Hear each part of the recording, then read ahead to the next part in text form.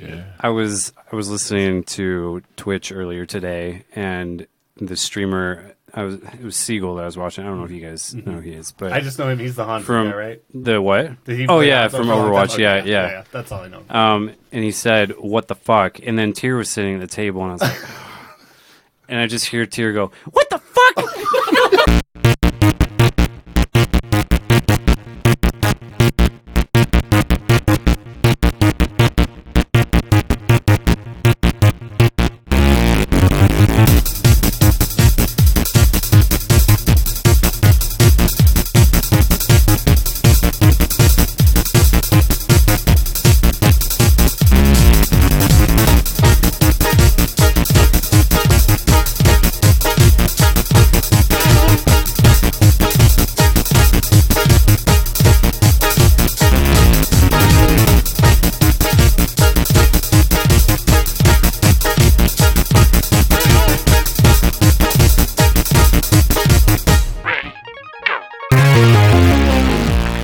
Welcome to the Rewatchers on the Pod, where we watch stuff and talk about it. You're here with me, Tyler Harris, and Riley Harris. Tyler McKinley.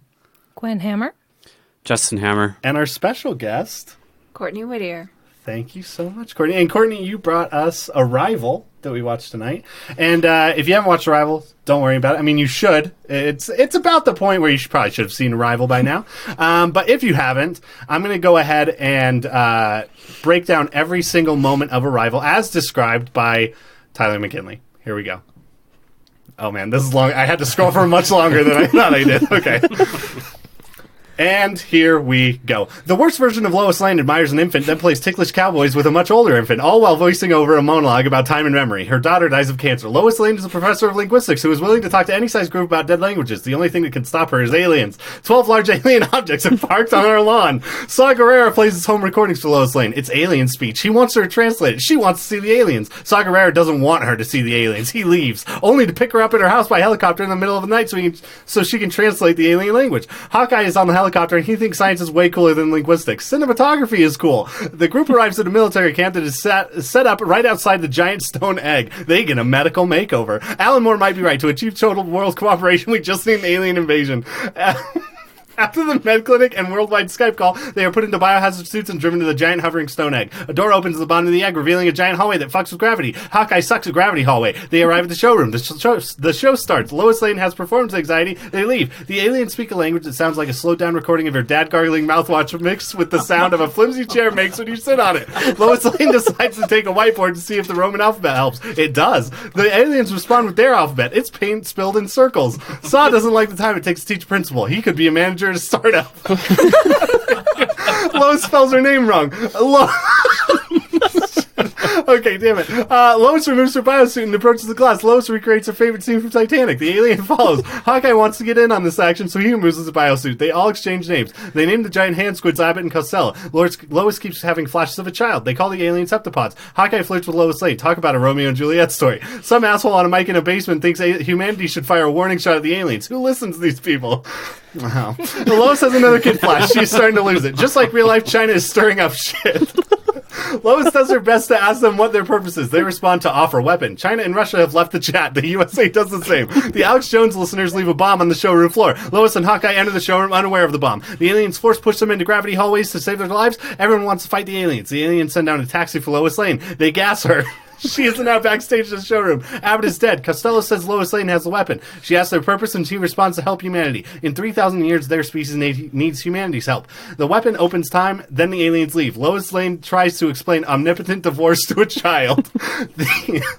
The Montana site is evacuating. Lois keeps having flash-arounds. She flashes forward to the book she writes on a language and can now read it. Time is non-linear to the aliens, and it can be for you, too, for the price of one linguistics course by Professor Lois Lane. Future Lois gets a Chinese general's phone number at a party. In the future, but like right now. She uses it in the now. Now, she calls the general, a Chinese general, and tells him his wife's dying words. The UN Skype call is back on. The alien ships all leave. Lois Lane knows the future. She knows that she will marry Hawkeye and have a child who will die young from a rare disease. She chooses to do these things anyways, despite the consequences.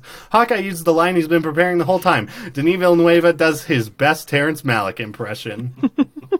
That's true. I thought about that way more this time than I ever have about this movie. Is how Terrence Malick, the opening and closing of his movie, feel. So that's it. That's all the stuff that happens. Very simple. Lots of crossovers from other cinematic universes that you may not have picked up on until we just described all of them. But Courtney, why did you pick Arrival? I was not expecting that. It's alarming and disturbing, and we just like to just throw people into the deep end when it comes to that, for sure. So No, it was incredible. That was okay.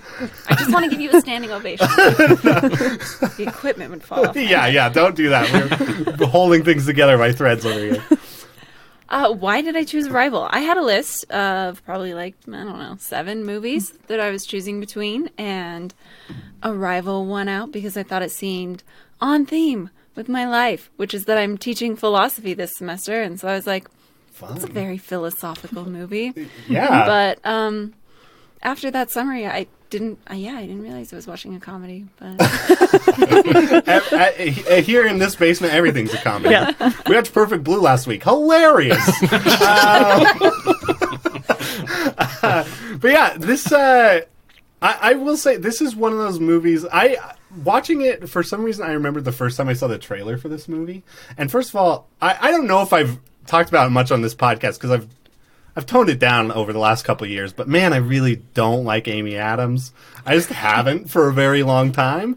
But this movie, I think she's amazing, and it's perfect. But I remember the first time I saw this trailer, I was like, oh, it's just it's probably going to be some crappy movie about aliens that just show up, and because it wasn't really well marketed, I feel like when it came out, it definitely didn't come out in the window of a movie you think is going to get nominated for a bunch of Oscars. It was released late summer, and Jeremy Renner was in it, which, well, I've got some thoughts about Jeremy Renner that we talk about a little bit talk later. about his Spotify playlist Oh sometime. my gosh. When he fell coming into that hallway, I was like, this is his music career. It's all just what we just saw. But this movie blew me away when I saw it. And it is going back and looking at Oscar movies from that year, this is the movie that I keep coming back to. There are a lot of great movies that were released that year, but this is the one I've watched multiple times, and every time I watch it, I feel like I get new things from it. But yeah, and this is the second Denis Villeneuve movie that we've watched on this podcast. I think he's real good. I think he does a real good job. But yeah, so this movie is based on a short story as well. And Gwen, not to put you on the spot, but I know you recommended a Ted Chiang book a month ago or some time ago. The collection of stories where Story of Your Life is part of the collection. Right. And I actually liked all of the other short stories in the collection better than Story of Your Life. Interesting. Okay. But Story of Your Life was fun. I feel like Arrival carried off the ideas and the big feelings of the two in a better, more impactful way for me, which is rare. I usually feel bigger feelings when I'm reading than when I'm watching a movie. There were some differences. Interesting. This is one of those movies that I watch, and particularly with her slipping out of time in a way, those sequences are so incredibly effective, and I think they are effective because they subvert so much of what you think about with film. Those at the beginning of the movie, it's easy to think of those things as flashbacks because that's what we've been taught to think of them as. But then throughout the movie, the choices that he makes in presenting those, and Amy Adams' performance in those moments, really subverts that trope in movies. It's such a I don't know if I'm explaining that clearly, but the idea that movie takes these established cinematic tropes and then twists them in a way to tell the story more impactfully or more powerfully is such an incredible thing about this movie. Like, I think about that all the time, and it's just it's so awesome. So one of the differences between the short story and the movie is its focus. The short story focuses more on free will and determinism. I was wondering, Courtney, you said you were teaching philosophy. I did. And if I imagine you have some thoughts. It's literally just right there, right at the top. Free will versus determinism. So, yes. Do I have thoughts? I have so many thoughts on it. I mean, like, just some of the questions I had here. Is it ethical to have a child you know will suffer and die young? Because I believe in the book adaptation I read that she dies rock climbing. She dies rock climbing. Which is like a quick death. Whereas in this, in Lois Lane, choosing to have the daughter who she knows is going to die young and suffer a lot, I thought was interesting and maybe brings in more ethical implications. But also, then there's the question of, does she really choose? Because if time is nonlinear, it seems that everything's already determined. Yeah. So she's saying at the end of the movie, I mean, I think that's kind of the crux of the movie there, where she's saying that she makes this choice and that her, Hawkeye says she should have chosen differently. I think it's interesting that the film chooses to present it as though it were a choice when it really doesn't seem like there's choice involved. I'm curious. I think so. Tonight was the second time that I've seen this movie, and I noticed at the end when she's having the conversation with the Chinese general, their conversation, like Amy Adams' character, she seems to be like in this state of like not remembering that she had actually saved everything previously. And I had the thought tonight that like because of like the weird time stuff that's going on, that maybe it's hard to really explain it. Like she was seeing maybe a possibility that could happen, and to me, that was when she that left it open to where she actually did make a choice to choose this path that she had been seeing this entire time. Because I don't know, that doesn't make a whole bunch of sense, I think. But it does. I noticed that this time as well. Yeah, so to me, it did seem like there was a choice that was made. It wasn't that she was just seeing the future. It was like there was a bit of control there, which I didn't pick up on the first time I watched it. The first time I watched it, I just thought that she was just seeing the future, and it was just like everything was determined, basically. Like it was just the inevitable path that was going to happen. But tonight, I actually thought the opposite. Go ahead. Oh, no, you got first. No, it's all you. No, Okay. My only nitpick with that is that the heptapods talk about the future as a determined thing. They say in 3,000 years we will need your help. Not we may need your help. There's a possibility that we'll need your help. They say true. We will. Yeah. So it feels like in this universe, time is a singular thing. Maybe there's something about humanity that maybe we possess something that the heptapods don't, that enable us to have more choice in it than they do. Oh, I like that. Jeremy Renner album. We have Jeremy Renner's musical career. It wasn't the language, it was the album. Which every time we listen to it, we know there has to be a better world out there somewhere. I think is Did I miss a pop culture moment? No, it's within our very insular group. Okay, I was so confused. One of our friends sent us a link to Spotify to Jeremy Renner's Spotify page. To which he has plenty of songs for your enjoyment. Question mark? Yeah, and also he had his own social media platform that was shut down. I forgot about that. Yeah, man, we can get into some stuff. Jeremy Renner, come on. But anyway, I feel like you run into the same problems in this concept of knowing the future, much like you do with time travel and storytelling in itself. That there's just it gets really messy, there's lots of problems, and then like that whole idea of free will and agency starts to kind of become more convoluted. And so this time as I was watching, I kind of thought of it more as,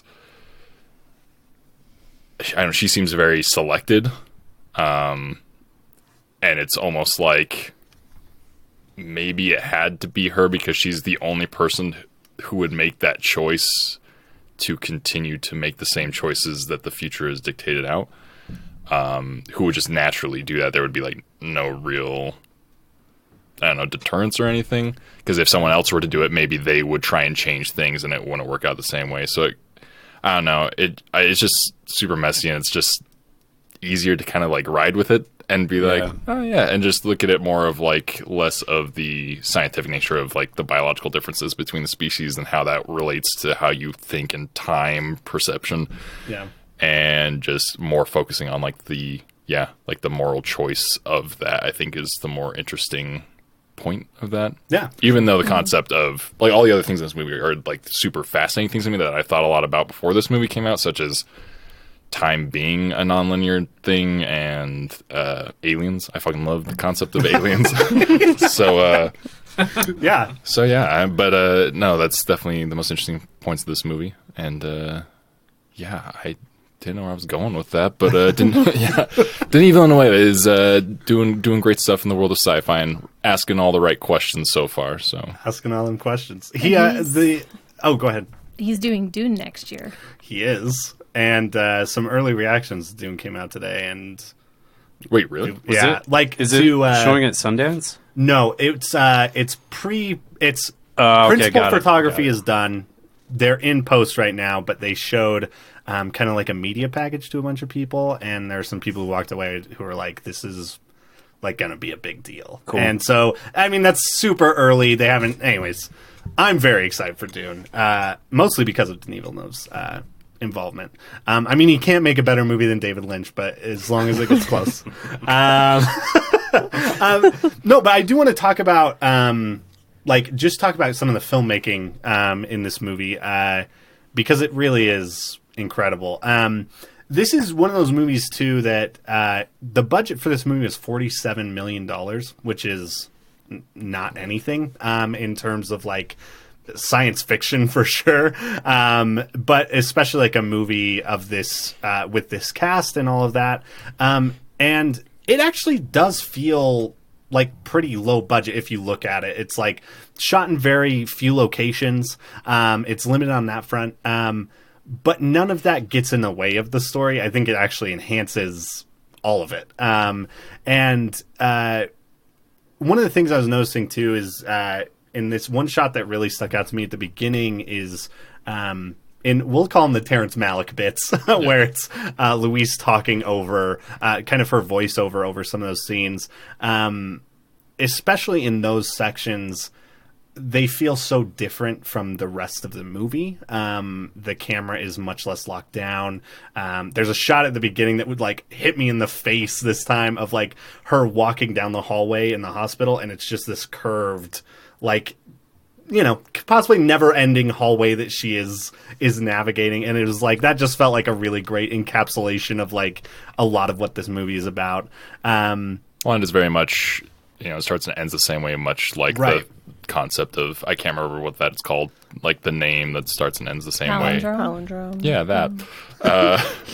But yeah, it kind of follows that, you know, kind of arc or triangular thing, which is thematically cool.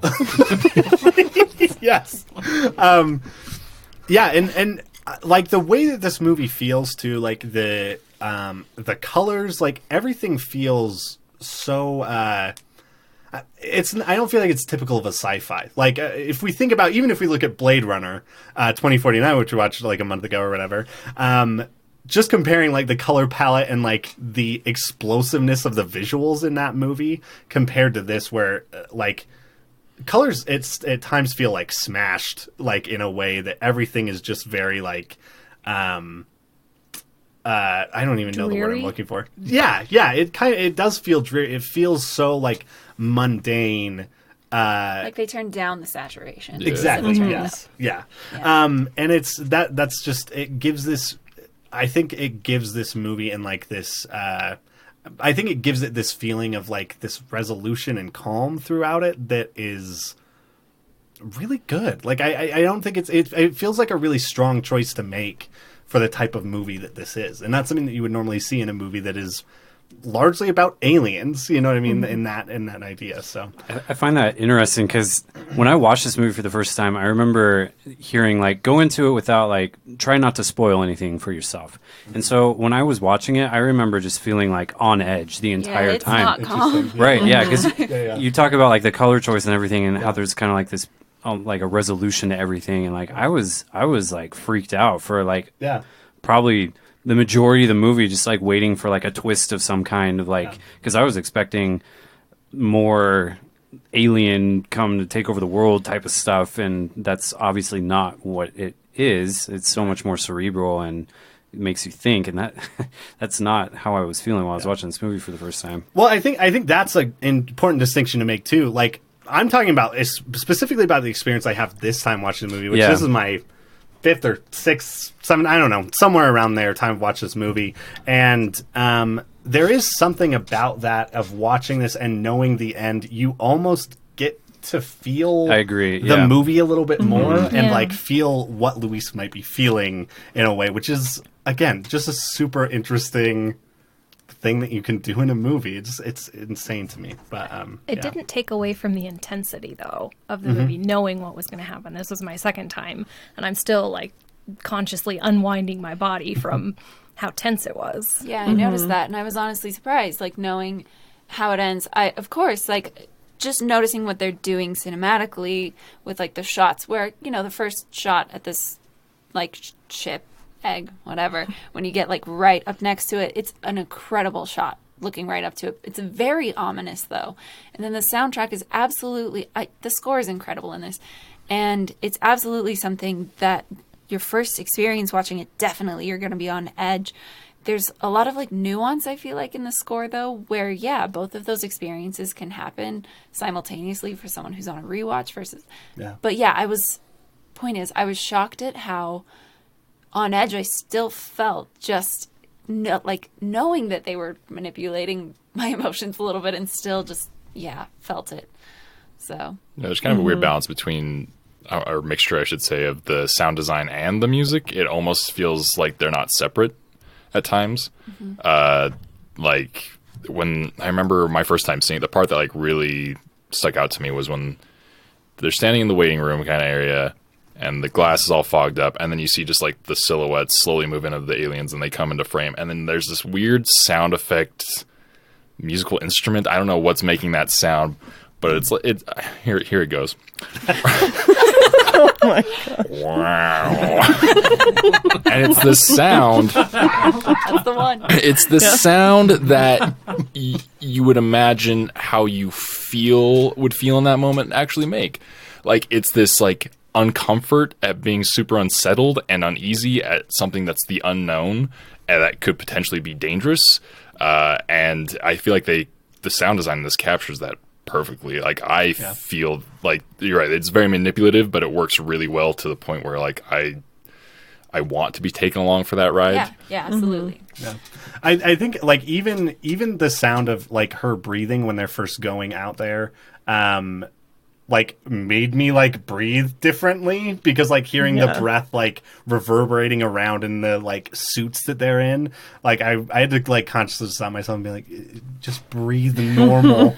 You're fine. But the sound is so good.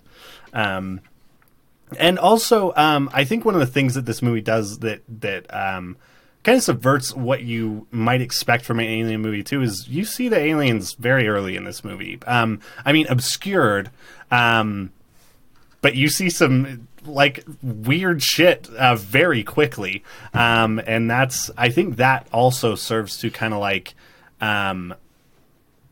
let you drop some of the baggage you might have coming into the movie and prepare you for like what the movie is actually about, which I think is a really great choice. It's really it kind of says like get used to this because this isn't what the movie's about. Right? Yeah. It's like you're not waiting for this reveal here. Yeah, we're just giving it to you, and that's really great. So can we talk about Jeremy Renner real quick?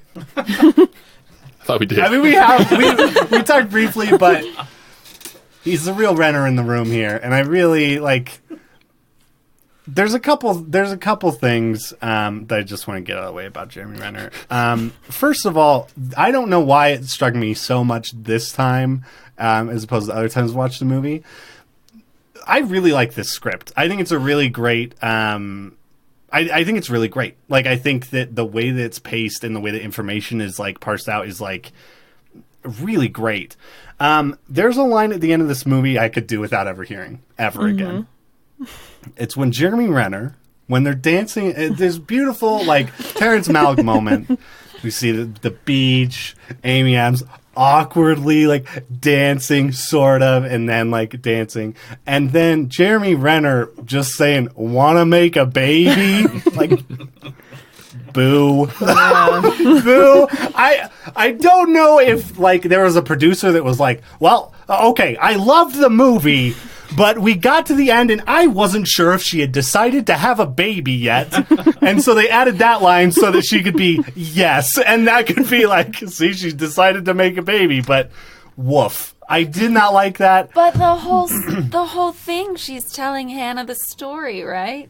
And the story of when Hannah first was conceived of. Not conceived. Did she tell her that? Yeah, I was going to say, I just wouldn't ever tell my child. And then I was a little drunk and we were having fun. And then your dad said to me, "Want to make a baby?" And I said, yes. That's not really when they had the idea. She had the idea when they were hugging and she saw this like future moment and it's supposed to be beautiful. That being said, the delivery of the line did make me want to die. That's the thing. The thing is, there's so much beauty around that. And I feel like so much of that is implied. If I'm like, you know what? Let's cut this out. Let's forget this audio track and just say it was a mistake. It's almost like every line Lando speaks in The Rise of Skywalker. It's that same gross. Yes. I don't want to hear it. I don't want to be involved. But anyways, too heavy-handed, too on the nose. Yeah, that was not my favorite. Yes. Sorry to. Let's finish Jeremy Renner first. Oh no, I think I'm about done with that guy. Do you want to move on to Forrest Whitaker at all? I mean, I wasn't going to, but I'm here for it. Man, I am not a Forrest Whitaker fan. Okay. So seeing him play like he comes off first off like he's playing like the hard-nosed like military person who doesn't take any shit from anybody and like give me 20 minutes, no, we're leaving in 10, like, and probably just saying that to be a hard ass about everything. Like, they probably could wait 20 minutes for her to get ready. But he's in the military, dominance. So, you know, he's got to be there to say, yeah, exactly, dominance. But then he, like, kind of transitions later into, like, this, like, in between, like, I'm supposed to be, like, the military guy, but I'm also, like, really stupid and I need you to teach me how language works and why we need to talk to each other and like why I mean he's the audience stand-in at that point, right? Yeah. He kind of transitions that halfway through the movie where he's like, but it offends me because I don't feel like I'm that dumb. I wonder if something happened in editing. My understanding is this movie changed a lot in editing. Oh, I'm sure, yeah. So maybe there were scenes that bridged that gap a little bit because it is kind of abrupt. Yeah. Where he's just like, why do you need to teach them other words? Just ask them words. Just ask them the question and find out their words. Gun? War?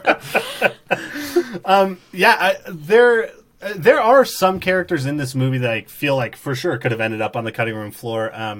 Because even like Michael Stuhlbarg's character, I don't even know his name, but the guy who's always like, oh, so they could suffocate us in that room? Right, yeah. It's really cool. They can like change the atmosphere. Oh, so they can totally fuck up all our shit. That's what I'm hearing. Holy shit, turn those radios off. Like, that guy, like, he totally feels like a character that they could have had more of in an earlier draft, and then they're like, yeah, we probably don't need as much of him. But Michael Stuhlbarg, unsung hero of Hollywood, just the background of every Oscar movie you've ever seen, doing an awesome job. Thank you, Michael. Are there any other characters that we want to talk about? There's not like a ton, which is another thing I actually really love about this movie is how Abbott sparse it is. Yeah, let's talk about Abbott. Poor Abbott. So sad. I'll be honest, I can't tell them apart. I've never been able to. Every time I watch the Abbott's movie. just always the one on the left. Yes, smaller one. Yeah, and then he's gone. I'm like, my frame of reference is gone. Because there's like a moment in that movie where when she does go onto the ship and everything, and it like slowly zooms in on I'm just going to call them Knuckles. That might be real offensive to the aliens. I don't know. But like zooms in on the Knuckles a little bit, and she's like, oh, that's Costello? Is that the one she said? I can't remember now, but she like is able to differentiate. And it's at that point in the movie, I'm always like, damn it, I didn't pay attention to the Knuckles again to know which one's Abbott and which one's Costello. And if I'm like sad that one's dead or really sad because I do like them differently. The part that really throws me for a loop is when she's in the gas chamber and she looks up and there's like what looks like just a shrouded hood. I'm like, okay. And then it like switches to like when he's talking, it's talking at the end. It like goes on that, like focuses on that like a shot. So I'm like, have you guys really, when you introduce yourself to another race that you need their help, you put a glass wall up, and then you just free ball it with your crotch in the window? Like, let's communicate. The theme that we have is that Justin barely Those weren't arms that he was using to communicate. Yeah, we're talking about dominance here. Yeah, there's we're time talking for about dominance. dominance. Oh no, this movie is so different than I thought. My feelings are changing. Trauma. My feelings are just getting stronger in the same direction somehow. Yeah. Well, we don't Sending fiction dick pics here. across space and time is first communication. It's not a good look. No, but that is a really good point. And I also wondered, like, if It wasn't they a knew... good point. No, why design it that way? That doesn't make sense. Also, if they knew English, I mean, if they knew they were coming, why not learn just like one phrase in English? Yeah. Especially if That's a they good can question. move like linearly, like they could have just jumped to when they were here and Look. known They what clearly phrase know they English needed, because and they then just understand like, her asking the Yeah. questions. Yeah. But maybe they also So- needed to like walk the path, you know, just like she does, Yeah. you know. So- Oh, you have to like experience the like Sorry, that's one thing that I think the short story did better. It explains that even though they can see everything, they don't really have a choice. They just act out what happens. And so They being the heptapods. The heptapods. Okay. Yeah. And so that's why they don't speak English up front. Like Interesting. in theory they could, but they're just playing the part. okay. I was thinking maybe their glands, their ink glands couldn't form anything but circles. Ink glands. That too. Yeah, there's lots of ways to cut this melon. I can't So wait really, for the maybe sequel there in is 3,000 years, by the way. It's gonna be great. I know. I'm like, man, I always thought like the 2000s were gonna be great. Like the Jetsons lived in the 2000s, or flying cars, but now that cool alien shit happens in 5000. So, woof. Courtney, were you going to say something? Sorry. yeah. Do I remember it though? That's a question. Sorry. I thought I cut you off. My bad. No, you're fine. You were talking about the determinism a little bit more being in the short story, and I know I'm going back to it, but I want to go back to it. Let's circle around. Oh shit, here we go again. Yeah, we can circle around. That's the theme of this movie is circling around. So it's perfect. I do think that, maybe there's something to the heptapods having maybe different abilities and different ways of applying this language than the humans do, because it does seem almost like there's this time travel thing going on with her where she is like remembering while she's having the conversation. It's like her past self goes like into that moment a little bit, and she can like choose where to go and like how to get information. And that you don't get a lot of information about them, but if that's how it is in the short story, I don't know, maybe there's some distinction there, because I do think language, there's this quote. I need to pull it up. It was in the movie. Nope, that's not the one though. I wrote down lots of quotes, guys. They are such good lines in this film. Is it the one about language being the cornerstone of civilization? No, but I did write that one down. It's the one about different, like, when you learn a language, it like rewires your brain. And what's really interesting, so like I said, I'm teaching this philosophy class, and it happened to like coincide really well that I was going to be watching Arrival this weekend with what we were talking about on Friday. I'm not going to dive into it, but we talked about this. There's this Himba tribe that is okay. Rewinding a little more, there's no word for blue in like a lot of ancient texts, and so there became this theory that if you don't have a word for blue, can you see the color blue? Because the first ancient civilization to come up with a word for blue were the Egyptians, who also were the first to figure out how to create a blue dye. So they like tested whether if you didn't have a word for blue, whether you could perceive it, because this Himba tribe had no word for blue. So they put them in front of a screen that had like 12 colored squares on it. 11 are green. One is like very obviously differently blue. And they couldn't tell. They would look at it, they would just guess, they would take like stabs in the dark, get it wrong. It took them like a long time, repeated guesses to finally get the blue one. On the inverse, they have way more words for green than English speakers do. And so shown a circle of, again, 12 colors. If one is like a different shade of green, I can show these to you guys later. You can't tell. Like, I look at it and I cannot tell. But the members of the tribe were able to just look at it and like immediately identify green. So what I love about this movie is that it just makes me wonder in what ways language limits us, because clearly we at least understand, like, culturally, when you learn a new language, I do believe it probably rewires your brain a little bit in certain ways. Like, you know, the French are a little more romantic or whatever, and so is their language and things like that. So I feel like I've been talking a long time. Someone else this is great. take it away. That's why we have guests.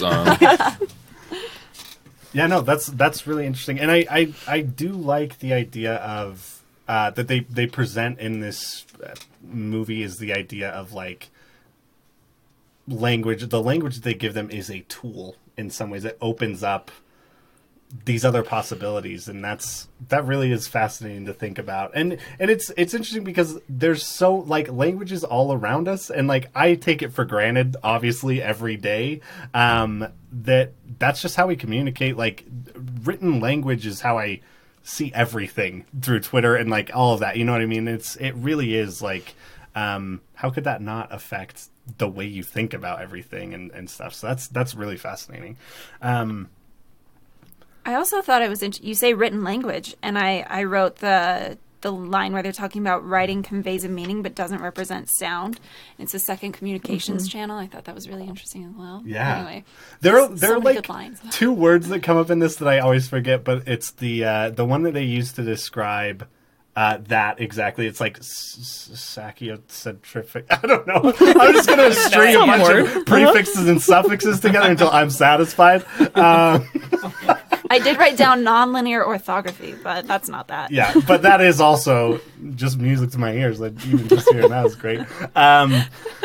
Yeah. Anyways. I do think it's interesting. There was a point in this movie where I was like, holy shit, are there like 3 different people playing her daughter that I've never noticed before? And I looked up, there are literally 3 actresses that play her daughter over the course of like a 6-year period. Like, there's a 6-year-old, an 8-year-old, and a 12-year-old.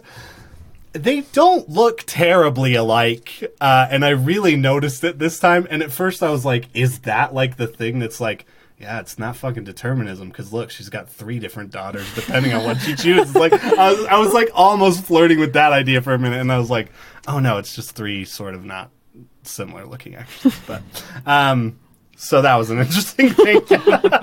Welcome. Well, can we talk about if Amy Adams had the choice, like if she actually did have a choice to have a daughter, about the morality of that choice? Oof. Let's do Yeah, it. you want us to all out ourselves? Yeah, Is that what you're saying? I've got opinions, but I want to hear your opinions. Jeremy Renner does not agree with it. I've got opinions on it. Okay, then yeah, I'm with Amy Adams. You're right. That's a good point. Look, how good is your... Gwen, have you ever suffered before?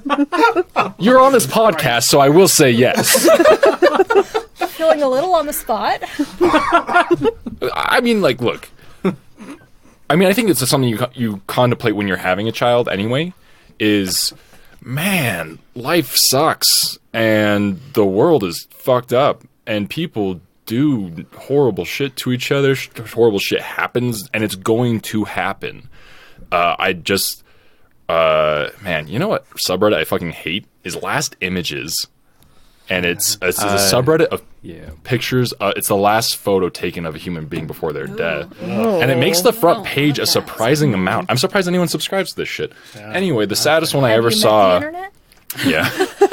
The saddest one I ever saw was this week, and it kind of like fucked me up. It was these two children who their family went for a trip to the beach, and a rogue wave just came and took them. And they're just gone. And they're young. And that's stuff like that is stuff you think about before you have a child, and even while you have a child, like just watching this movie, thinking about my son and just being like, that would be so hard. Yet we do it anyway. We know it's going to happen. Well, it could happen. The potential is definitely there. Something bad's going to happen. Yeah. Every parent fucks up their kids, and every person has hard stuff happen. And in the end, we all die. That's true. Yeah. So I think there's something in human nature to. I mean, obviously, there's something in human nature to procreate and, continue on the human race, even though there's risks to it. But I don't know. To me, it's obviously different because you know exactly when it's going to happen. For me, there's not so much of, like, it's definitely interesting to talk about the moral dilemmas of it. For me personally, I feel like there's not really a conversation there for me. Mm-hmm. Not so much a conversation. There's not a judgment to land on. It's just kind of there, and in a weird way, to each his own. We have arrived at a place. No, but I think to me, kind of in thinking about that, and honestly, in thinking about determinism in this, to me, the humanity in determinism comes in the struggle against it, whether that yields results or not. And to me, that, I don't know. To me, maybe that's the choice she makes, and it's, I don't know. It's one of those things. I'm like, I don't know how you would make the decision against that after seeing what is there. I don't know, but I also don't have kids. So. Maybe, maybe if time's not linear, you don't think of death the same way anymore anyway. That's true. Yeah, I didn't it's think not about that. Really, I mean, I'm just thinking if time's not linear, to the extent that I could even conceive of that, I think death would be viewed very differently. Yeah, absolutely. For sure. Yeah, and one of the heptapods, obviously the translation is going to be rough, but he uses the translation is dying process. Dying process, yeah. It's not. Death process, he's not dead. And maybe he's injured, and so that makes a little bit more sense that he is dying. But those words are interesting in that context. Yeah. It's a way to view that we don't have terms for. Right. For sure. Yeah. Mm-hmm. Interesting. I like thinking about it that way because in all of her like time jumps, it is nonlinear. Like you see her daughter at different stages of life every time it jumps. Mm-hmm. And every time it jumps, it's kind of giving her the information she needs for that moment. And so it's interesting because her daughter dies in like the beginning of the movie, but then you still get to see her have different conversations with her daughter that end up helping her as she's moving along with the heptapods. And I think that's really interesting to think about. It's like she's remembering the future like you do the past. Like you run into a situation that's difficult and you think, okay, what did I learn that's going to help me through this situation? She's just remembering the future instead. Yeah. Well, if you're a nihilist, it just doesn't matter because we're just electricity and flesh. So to each his own. Thank you. You understand me. Did you have thought? I didn't want to step on your thoughts. Yeah, I want to. Oh, I don't necessarily need to share my thoughts. I mean, I can. That's cheating. It's hard. Do you guys know what antinatalism is?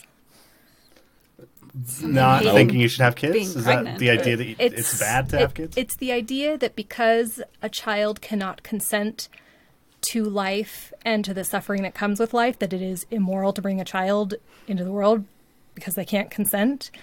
And I don't know that I completely buy into that, but I've also lived a relatively agony-free life. So I would make the choice for myself to be born, and I think my kids would make that choice as well.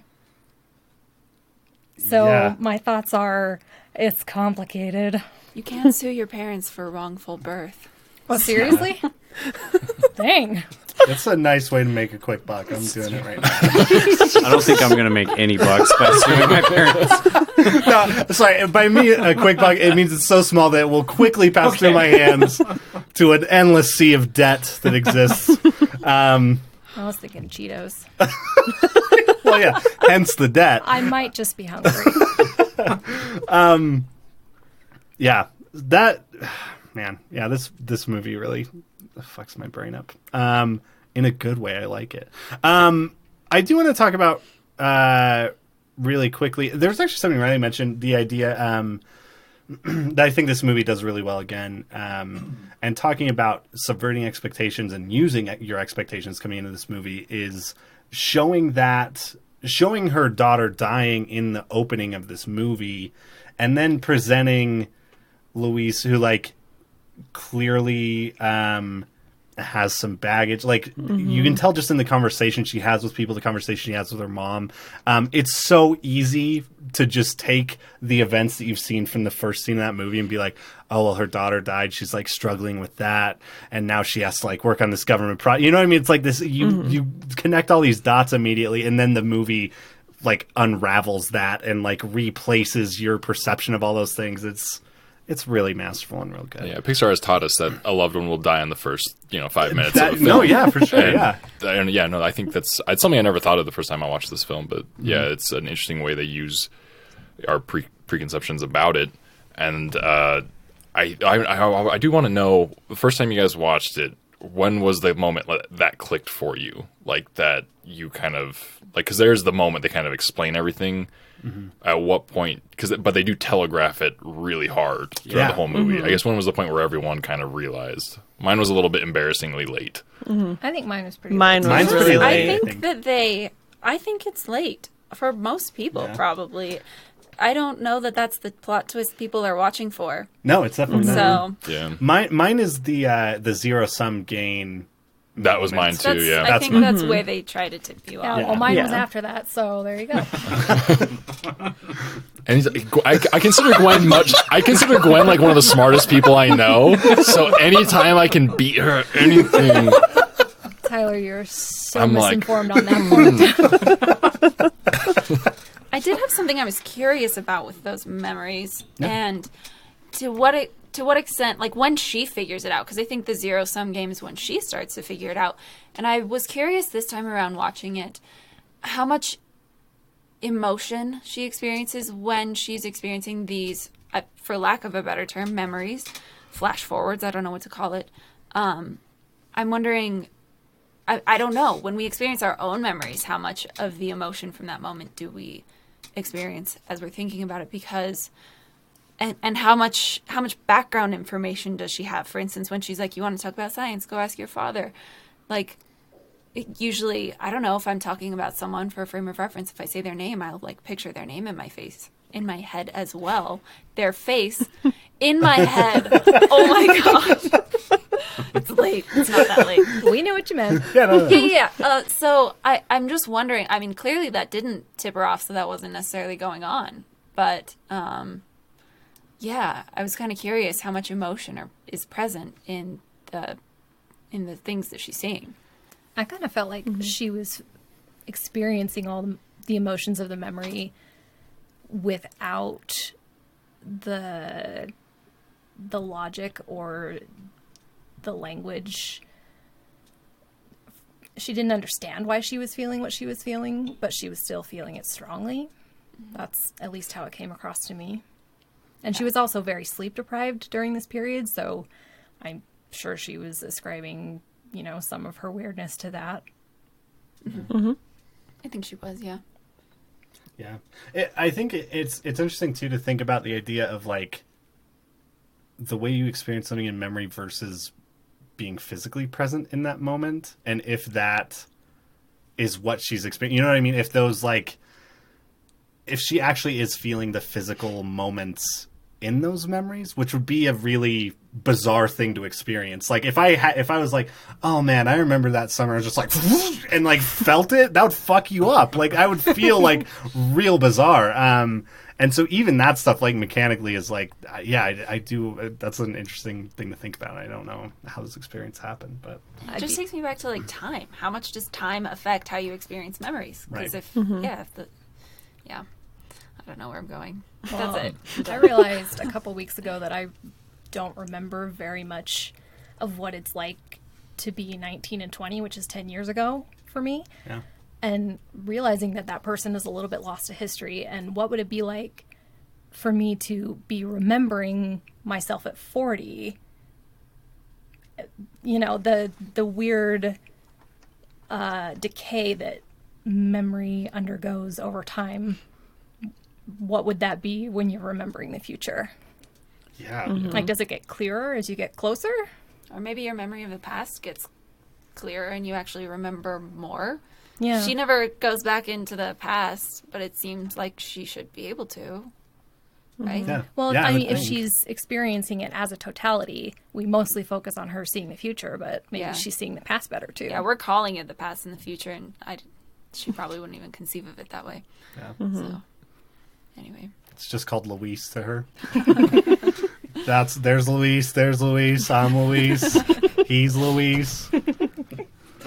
He, she, me, Wumbo. That's where my brain went. It was like a compulsive, Yeah. just like stuck in my throat until I could get it out.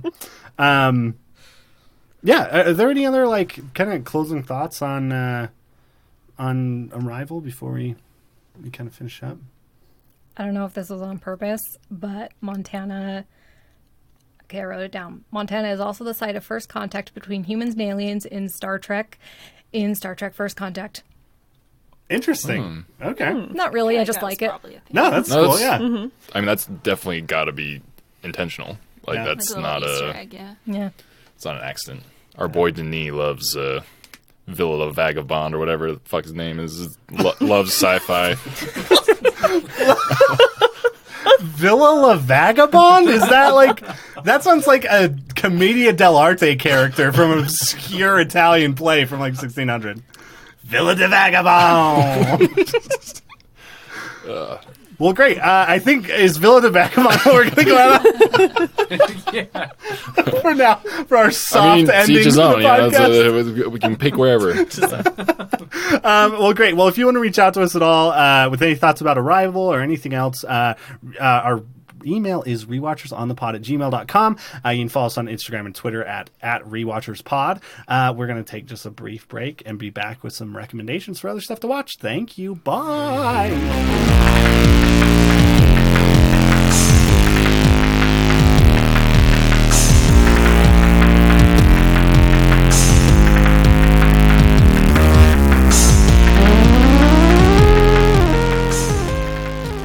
Welcome back to Rewatchers on the Pod, to our recommendations section of our podcast, where we just talk about some of the other stuff that we've been consuming and watching that we think is real cool and fun. Justin, why don't you start us off this week? Mostly what I've done this week was basically finish everything that I talked about last week. So I finished up Sapiens, Right. the book that I had been reading. Really great. Definitely recommend it again this week. I have continued to play Death Stranding, and that's still on my radar, so that's lots of fun. Where are you at? I got somebody's asking me to deliver a pizza. That's a mission that I just got. So Fuck There's that guy. yeah. Don't like that guy at all. Have No. you ever gotten him above 1.5 stars? I've delivered 2 pizzas there, and I was like, I'm done. I delivered I 4 wanted fucking to- pizzas that here's guy the thing, though. in perfect condition, and he didn't give me shit. What a like I loser. said before, I am benefiting by all those that have gone before me. There's roads that go over the top of all of the what are they called? Like the carriers that have like gone crazy. Those The guys, mules. The mules. Oh, the You mules, just yeah. drive over the top of the mule territory, no problem. BTs are like not an issue anymore at all. Like I could just jump on a bike and deliver this guy's pizza in probably 5 seconds. I had another Resident Evil 4 moment with this. I didn't know you could boost in the vehicles. No. So I'm driving over mule territory. I'm like, yeah, see you later, suckers. And one guy just throws an electric spear and knocks everything off my backpack. So I'm just going to say, in any video game you play, just see if there's a way to go faster. Just always do that. There's so many buttons. And I did get in a fight in mule territory. Like I didn't really know beforehand that I was going in there, and I was like loaded completely, like max capacity, and I got surrounded by 5 of them, and I knocked them out, I guess. Yeah. Every single one of them without dropping a single package. way to go, man. I'm It was proud of you. amazing. I will say is it the bola gun in that game? Oh, yeah. I just That is got a that. game changer. Just got that. After that, I was like, mules are no problem. I'm just going to tie them up and kick them. The worst is when you get an actual gun in that game. They're like, you can't kill anyone. I'm like, why the You guys do it all the time. You're the U.S. government. Yeah, what a great game. One new thing that I would recommend. I started watching Wild Wild Country on Netflix. Yes. Yeah, I'm like 2.5 episodes in, I think, right now, and yeah, it's right now I'm like cheering hardcore for the cult, which I think is great. So having a good time. Did I ever tell you? So I worked at a cabinet shop about 2 years ago, and the guy who was my boss was on the state police force in Oregon at the time that all that was happening. Really? Yeah. And he had just wild stories about that stuff, and it was, yeah, that story's amazing and crazy, and that documentary's really good. Yeah, really well I done. told Gwen that I feel like I missed out on something really important in U.S. history. Like, I never heard of this. Like, nobody I know that talked about this, that lived through it. Like, I need to go ask my parents, like, did you know about this stuff that was going on? Because it was just right up in Oregon, like, right there. So, yeah, I've never heard of it until I started watching this documentary. Yeah. It's fascinating. I will say, just a side recommendation off of that, in the last season of Documentary Now, which I don't know if anyone's watched that, but it's Fred Armisen and Bill Hader's show where they parody documentaries. And it's incredible. They do a 2-parter that parodies Wild Wild Country with Owen Wilson, and it is Okay. like once you're done, definitely go watch right. that because it's incredible. Sounds good. I'll just go ahead and since I've just hijacked recommendations, anyways. This week I've got a couple things. I did start reading a book this week. I'm about halfway through. I don't know if anyone will have heard of it, but it's called The 3-Body Problem. The book gods. I might actually cry. I have been wanting to text you about it all week, but I really wanted this moment to exist. But yeah, it's really good. And this week before watching Arrival, what a fitting book to Right? start and read. But yeah, like I said, I'm only halfway through. I just kind of got a big reveal, I would assume, kind of halfway through that book. But I'm really excited to finish it. I'm definitely excited to talk to you about it and read the other ones because it is very different than I thought it was going to be. Yeah. But I'm very into it and deals with a lot of kind of that just science fiction trope of like scientists being forced to work with the government sort of, and like all that stuff, and also framed in a lot of history that I am not familiar with, taking place in China. And like I will say the opening 5 pages of that book, I was like, I can't believe Gwen is recommending this book to me, because there's some intense violence where it's describing the socialist revolution in the 60s in China that was really harrowing in a way that I have not been able to stop thinking about. But yeah, it's really good. I'm really excited to kind of keep going with it. I'm so glad. I'm so happy. I also this week finally watched The King of Comedy, which is a Martin Scorsese movie from 1982 starring Jerry Lewis and Robert De Niro. and basically learned that that's what Joker is. I kept thinking like Joker's kind of like a taxi driver, and I was like, no, Joker is literally the king of comedy, like almost point for point. Which I don't know. I'm just being an asshole, but Joker got 11 Oscar nominations. It's weird to me that it did. Joker. I don't know what the table feels, but I hated Joker. So I didn't hate it when I walked out of it. I will say, as I have sat with it longer, it has not held up for me. I loved the acting, but Yes, it's yeah. it's a ripoff, and not even it's inconsistent with itself. Yes, yeah. Get it all out. I don't know why it got 11 Oscar nods. And then little Greta Gerwig. Yes. I am with you 100% on this. I'm so upset. But yeah, it's especially after watching The King of Comedy, I was like, wow, this is just fucking. The Joker is very good fan fiction, I would guess at some point. I don't know. It's a weird thing, but definitely watch King of Comedy. I don't know. How old is Jerry Lewis in that? I mean, pretty old. He plays kind of the power dynamic in that movie is, it's kind of funny because it mirrors the power dynamic between Joaquin Phoenix and Robert De Niro in Joker. Is Jerry Lewis plays like a late night talk show host that Robert De Niro is obsessed with becoming, essentially, and he wants to be a stand-up comic. Even down to the romantic relationship he thinks he has in King of Comedy is like fucking exactly like Joker, which is real gross. But yeah, it's really good. Honestly, if you haven't seen early Scorsese anything, I would definitely recommend at least Taxi Driver or King of Comedy, like something like that, because it's just great to see something like The Irishman that came out this year, which I think is Scorsese at like the height of a lot of his directorial skill.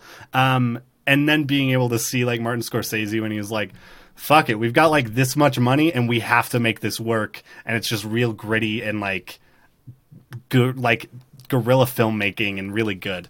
But yeah, so that's what I watched this week and read. Courtney, what did you have to recommend for us? I have two things. And both of them are like, I'm late to the game.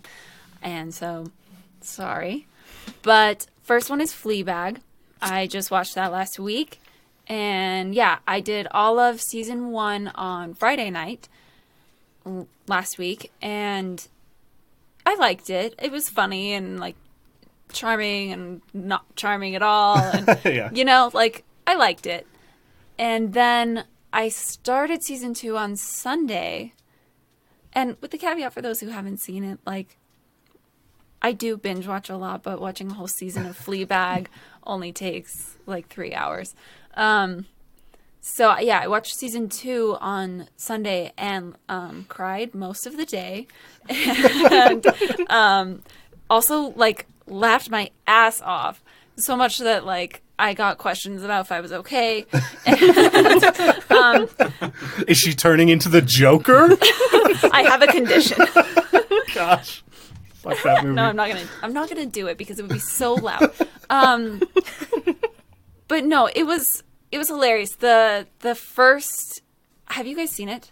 Yeah. Well, am I the only one that's seen it? I think so. Okay, I've It's seen on my it. list. That dinner scene Yeah, at the yes. beginning of season 2. Just watch the beginning of season 2 if you do nothing else, and if you're still not sold, like, you're wrong. But yeah, it's hilarious, and then it gets just so surprisingly like insightful and goes in. I feel like season 1 is the preface. And you got to get to season 2 to see what season 1's all about. And then there's only 2 seasons. That's it. It's done. Yeah. And then the other recommendation is probably most people don't need it. But I had never seen a Tarantino movie until Once Upon a Time in Hollywood. Okay. Mm-hmm. And so then the next one that I've seen just recently was Inglourious Basterds. And the man can write dialogue. Yes. He's my hero.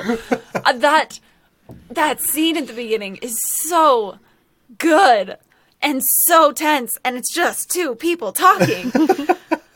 So, if there are any holdouts out there like me that just are like, I don't know, that's not for me. I just want to watch people fall in love, which isn't really me anyway. But I was just like, but what I've heard about like Tarantino fanboys or whatever, and I'm like, yeah, that's not me. It's fine. But I was wrong. So that just swallow your pride. there are like 6 or 7 scenes in Inglourious Bastards that like seriously you could like teach an entire film class on. Like that opening scene, the bar scene, which I think they do. Who is it that does that YouTube video? I know there's like, is it maybe an Every Frame a Painting that's about that bar scene? I don't recall. And it's just about all the intricacies in that and with the dialogue, and it's. And then the scene too that's so tense when she like doesn't know if he's going to recognize her. Yeah. And Christoph Waltz in that movie. Fucking Christoph gives a Waltz, fucking man. performance of a lifetime. Like Amazing. that, then Django Unchained. Oh. I'm like, oh man, this man's my favorite actor, and then he was never in anything worthwhile ever again. I desperately wanted that Terry Gilliam movie to be good, and it was. Was it bad? It was fucking awful. It was a Terry Gilliam movie, I should say. I really do you like Brazil. Terry Gilliam? I love Brazil. Because I don't have a. After we saw, what is that? The Man Who Killed Don Quixote. Yeah, The Man Who Killed Don Quixote. I was just like, it was okay. Yeah. I think I just have come to terms that I don't love Terry Gilliam. Yeah, it's just that's fair. His filmmaking's not my thing. Yeah. In fact, there's things about it that I think are bad. Well, welcome to the Tarantino Club. Pulp Fiction's next on Oh, the list. good. I was just gonna say, those are like the next two. It's like Reservoir Dogs and Pulp Fiction. Fucking perfect. Riley, what did you have to recommend for us? This week, season 2 of Sex Education came out on Netflix. And I loved the first season, and I think I'm probably like halfway through the second season, I think. And it's so good. Like, I just love it. It's just like a fun watch, and it's just a good show. Everyone should watch it. Is this the one with the high school student whose mom is like a sex therapist? Yeah. Okay, and like his friends find out about it or something? I don't remember. I've seen the Netflix trailer, I think. Yeah, once. I think he like acts, I can't remember how it starts, but he ends up giving some kid like sex advice, and then this girl is like, we can make money off of this. And so people start like paying him to give them like sex advice, and yeah, it's just like really interesting. Emotional sex advice, right? Too like, well, sometimes it's physical. Yeah. Anyway, how's season 2 holding up? Because I've seen season 1 and I liked it. I like it. I like what they're doing with the characters, and like Eric is like my favorite person on that show, and I like what's going on. Any of their names? It's his friend. Yeah. Okay. I like what's going on with him this season. Yeah, it's just like it's a fun watch. Nothing too crazy. You can even have it on in the background and you won't really miss anything. So, and this is starring Ender, right? Yeah. I can't remember his real name. Asa Butterfield. Asa Butterfield. Thank you. Yes. Yeah. Ender. It's really moved on. Yeah. Also in Hugo, Martin Scorsese. Okay. Anything else, Riley? That's a great recommendation. I do need. That's been on my list forever, and I have not watched. Oh, I've been telling Tyler this, but if you haven't watched Insecure on HBO. You need to watch Insecure on HBO because I started rewatching it and it's just so good. Yeah. And it'll be good to be on the Issa Rae hype train before everyone else because this year she's going to be in fucking everything. Yeah, Issa Rae is a queen and I good. love her. Yeah. Yep. That's wonderful. it. Tyler, what do you have for us? I am on season 6 of Letterkenny now. And I don't like season 6 as much as... Is that... Describe it. I'm trying to remember what episodes I've seen so far. The episode where they just repeat you over and over again, I didn't love. I remember that. And the Valentine, I think I'm on the Valentine's Day episode. Okay. I do really love the dynamic of the two gay gym bros who befriend Riley. And yes. Yeah, I love that. I love their relationship. It's yeah, so that's the best. I mean, I think that started in like season 5 though. But yeah. I mean, once again, same recommendations always. That's a great show to just start and stop at your... You don't need to finish an episode. You can just pause and come back to. None of it matters. They'll still be making the same jokes. It'll pretend like it will matter for like 5 minutes, and then it won't matter. Yeah. And it's great. I do think the last few seasons, which like they release them, I think twice a year, like every 6 months, there's like 6 new episodes. And like they don't necessarily hit the highs that they did for me early on, but there's still those moments that I just really crave. Mostly anytime the hockey coach shows up and kicks over a garbage can.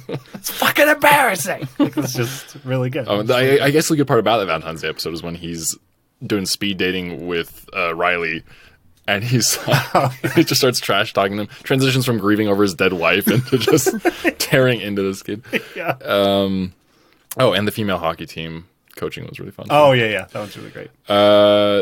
Then the rest of it is just Oscar homework for me because Okay. I'm way behind. So I saw 1917 today. Oh, cool. Have you seen it yet? I have not. It? I'm gonna go see it tomorrow. Anyone seen it? Oh, no one's seen it. I thought I was the last one to see it.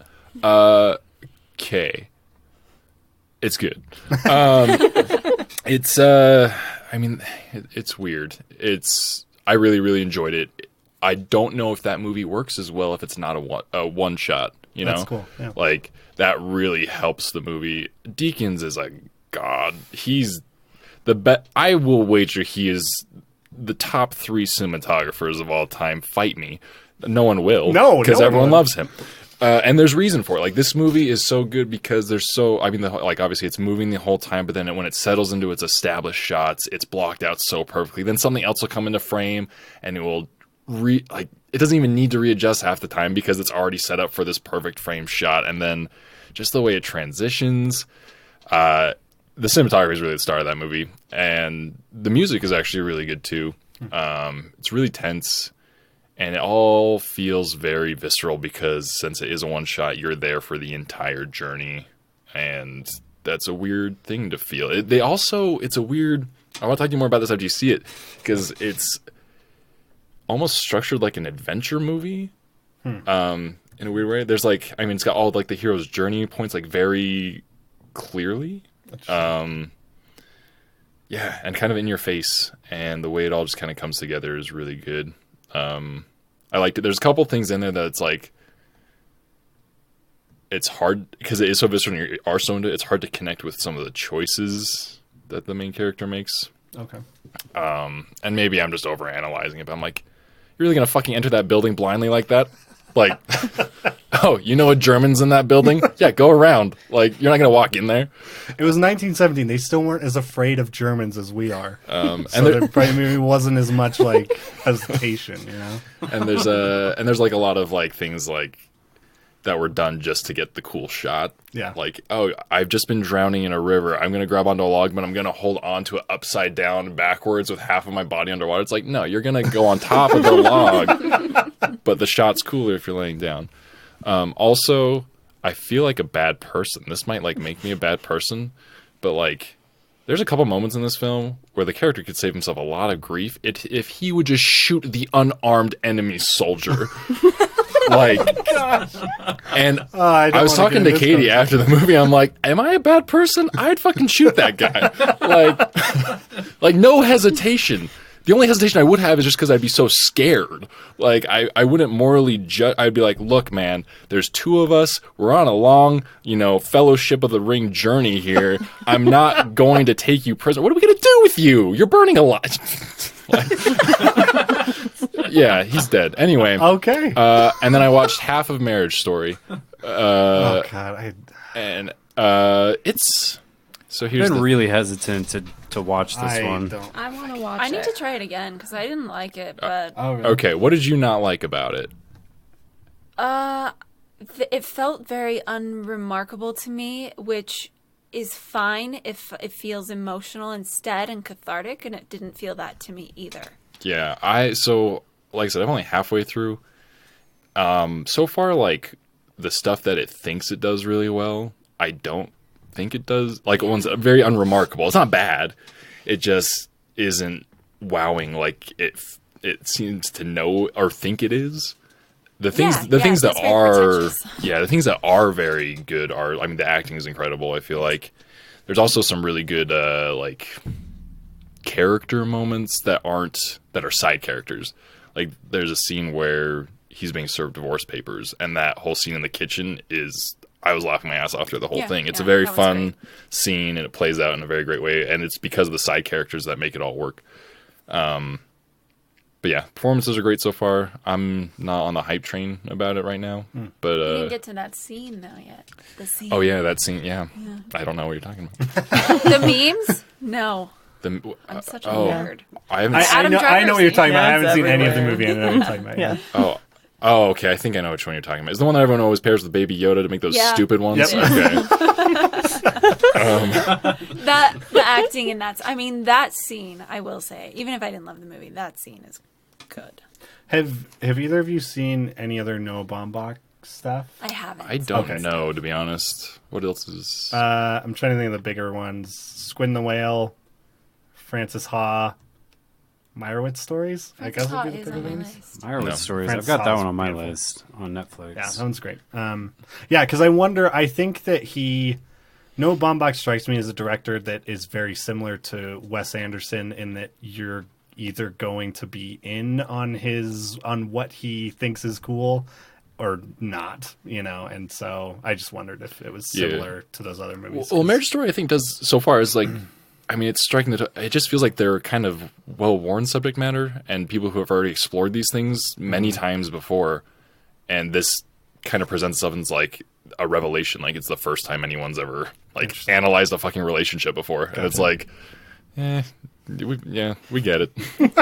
We've all his seen own. RoboCop. It's like, oh, well, let me guess, one of these people cheated on the other at some point. You got that? Like, Okay, yeah, we'll see if I get to that before Oscars. Gwen, what did you have to recommend for us?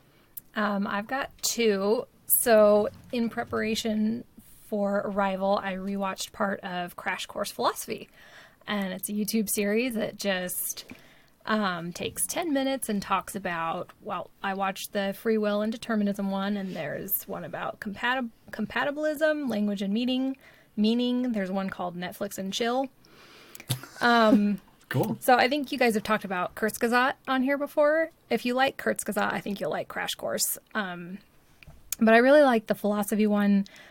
For the same reasons I like sci-fi, it makes me uncomfortable and makes me think a lot about morality and big questions about the future. And I guess I like that kind of discomfort.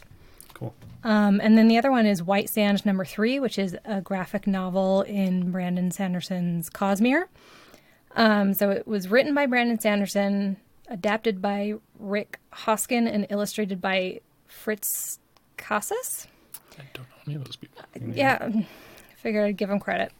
I don't get graphic novels. I read it because it's Cosmere.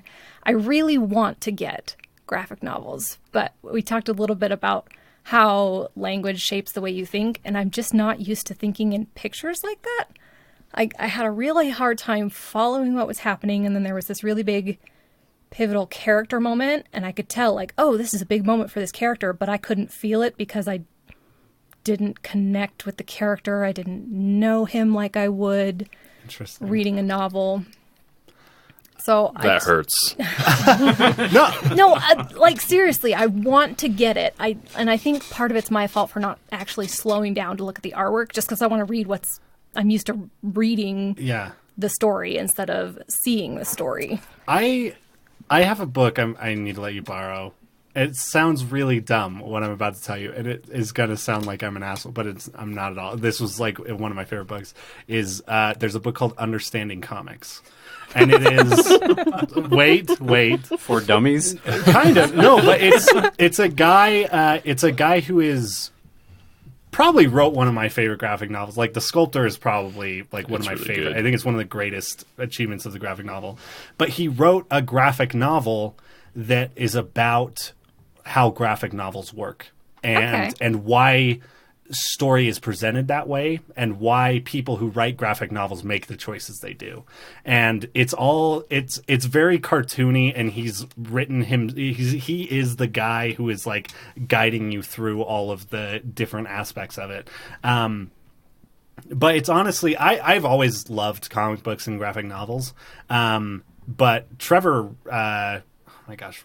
Robertson, I could not remember his last name, is the guy who he let me borrow that book, and that like changed the way I read graphic novels and the way I felt about graphic novels. I don't know if it'll help you, but it's if you are interested in like I am looking at that because stuff, it was really helpful to me. I mean, it's such a huge genre that people love, and I hurt Tyler's feelings, and I'm sorry. That's okay. He said some pretty dumb shit last week about books, so. But May, my 5-year-old, we got her 2 Shannon Hale graphic novels, and she loves them, and so I really I want to get the genre for her too. Yeah, for sure. Cool. That's interesting. How many? So that's the third Brandon Sanderson graphic novel. Yeah. Okay, interesting. And they're not they are their own thing. They're not adapted from other books, or are they? They are. Well, they're not. They're not. They're adapted from his rough drafts. They have not been published except 3 chapters of the first one is published in a short story collection. Interesting. That's a really fascinating journey to finished product to me. That's interesting thing about. I feel like he's the kind of guy though that's just like graphic novel. Yeah, sure, why not? Oh, I'm sure. We'll do that. Let's freaking write video game next. Yeah. Infinity Blade. You want to do 3 of them? Fuck it. Let's do it. Yeah. Did he write Infinity Blade? I'm pretty sure. I think that he did, was that's the reason I know what Infinity Blade is, because I feel like other than that, it's a pretty unremarkable video game. But I just knew that he wrote One of my professors was pretty heavily involved in the development of that. So fuck you, Tyler's professor. It's just okay. It was not. Well, I guess I'm out of school now, so you can't grade me anymore. Yeah, just try to flunk him.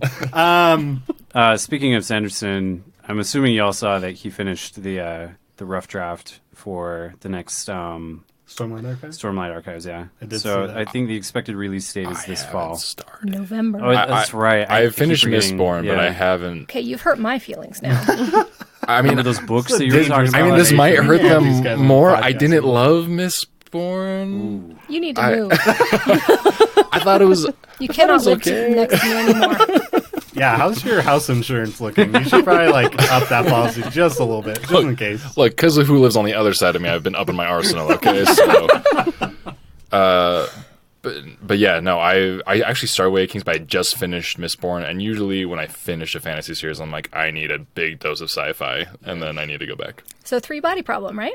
Yeah, once I start reading again, we just talked Hey, about. wait, if you start reading, then we'll have 3 bodies for the problem. Yeah, which I don't know if that is necessary, but it couldn't hurt. let's try it. But yeah, I have my favorite comic book of all time is Umbrella Academy. I have the third one, which I've never read, which I was waiting a decade for, and it's just sitting on my nightstand, and I haven't touched it. You should do That's how bad my time management is. You should read it. Well, let's tune in next week to see if Tyler gets a handle on that. Also, we'll be joined by Jordan Zabriskie, and we will be watching Skyscraper, Oh yeah, which is basically Dwayne "The Rock" Johnson remaking Die Hard, which no one on this podcast other than me has I seen. might try and watch Die Hard before. No, I forbid you. I forbid you from watching Die Hard between now and Skyscraper. You've lost the privilege. Your first experience has to be Skyscraper featuring Dwayne "The Rock" Johnson. But yeah, so we will be we will be very back next week with that. But yeah, you've been here with me, Tyler Harris, and Riley Harris. Tyler McKinley. Gwen Hammer. Justin Hammer. our very special guest. Courtney Whittier. Thank you so much for joining us, Courtney. Hopefully we can have you back sometime. Thank you. Bye. Love you.